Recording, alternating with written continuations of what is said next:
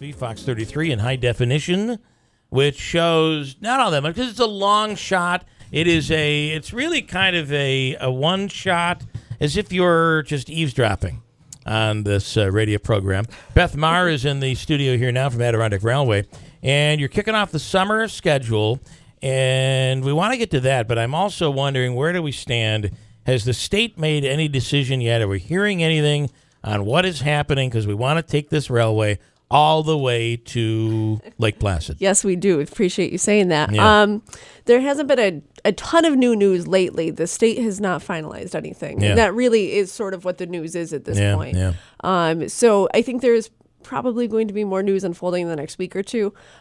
We are planning a big rally at the state office building June 3rd. All right. We're working on getting as much local effort and local support as we can to pressure Albany, because they haven't made a decision yet, because this thing is dragged on for forever. So much time. And I think there's money behind tearing up the tracks. There's the group that is behind it is pretty powerful. Yeah, they are. It's a small group of people, and it's an interesting group of people because you have a lot of environmentalists coupled with snowmobilers, coupled with property owners along the rail corridor.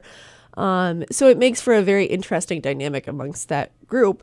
But there's no doubt that they have a fair bit of power and influence. However, I got to tell you something. The one thing that the governor is all about tourism right now. He's all about going up into the Adirondacks and going up to places like Lake Placid. Yep. This really fits with the governor's plan, which could be a decent indicator, I guess, for a positive outcome. It fits with the governor's plan perfectly, and with the development happening in Lake Placid, they're looking at bringing more people there. It's a congested roadway system. You're not going to be able to do it just based on rubber tires. Right.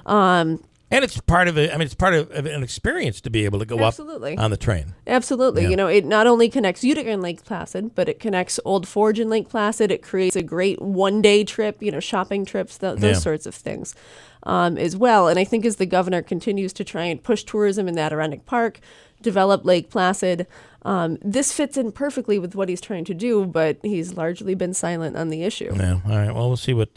So you think that we'll be seeing some news or hearing some news fairly soon? Yes, okay. Absolutely. All right, you're here to promote your summer schedule. Sure. We're kicking off. Actually, ridership's been through the roof, which is fantastic. We had just about 75,000 riders last year, and we've started off with wine and beer trains running once a month. We're picking that up. We're doing school field trips this week and in June. So that's a good idea. If any teachers are listening, that'd be a great little give trip. us a call.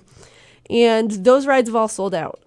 So as we get into our June season, as we start running trips up to Old Forge, we've got a new reinvented bike and rail program and canoe and rail program. So you can go out, we'll drop you off one way, family-friendly trails with a bike guide, and you can bike on back. Same with the canoe and rail program. So we're really excited about those trips, and they all start in July, and we've got some special events in June. I was driving on 5S, and I saw an Amtrak, and it looked like it was a passenger train. It looked different. It was headed towards Albany. But it had a car that had like a sky roof or something. One of the new sleeper cars? Yeah. So what is, and it said charter on the side of it. What is that? You can charter an Amtrak train, actually. It's usually pretty cost prohibitive to do so. I'm sure. But these people looked happy. Yeah. They did. I mean, they were off on the back, and they were, I think they had cocktails in there. They had something in their hands, some sort of a drink. There some people, for example, have a boat, and that's their hobby, and that's what they spend time on. There are other people probably in a different economic bracket that own private rail cars. And you can put a private rail car on the back of an Amtrak train as long as all the mechanics are up to snuff, and go around the country that way. It looked like one of the cars, as I said, had like a, the roof window, whatever, the sky dome, window, like a dome. Yeah. And it looked like it was a whole dining cab in there. I mean, it looked like it was really they were having quite a party. Yeah, those cars are very nice. Most of them were built in anywhere from the 20s to the 50s and have been totally restored. It looked like it was, and that's the thing that I thought of the Adirondack Railway, because it looked like they were older cars. We actually have 2 private cars that are privately owned that we store on our tracks that are available for charter, and a caboose. Same concept. It's most people don't have railroad tracks in their backyard to keep their private car, so we're happy to offer that too in exchange for using them. Okay, like it. So, website, all that for schedules and AdirondackRR.com. Okay. And please check out our Facebook page, Adirondack Scenic Railroad.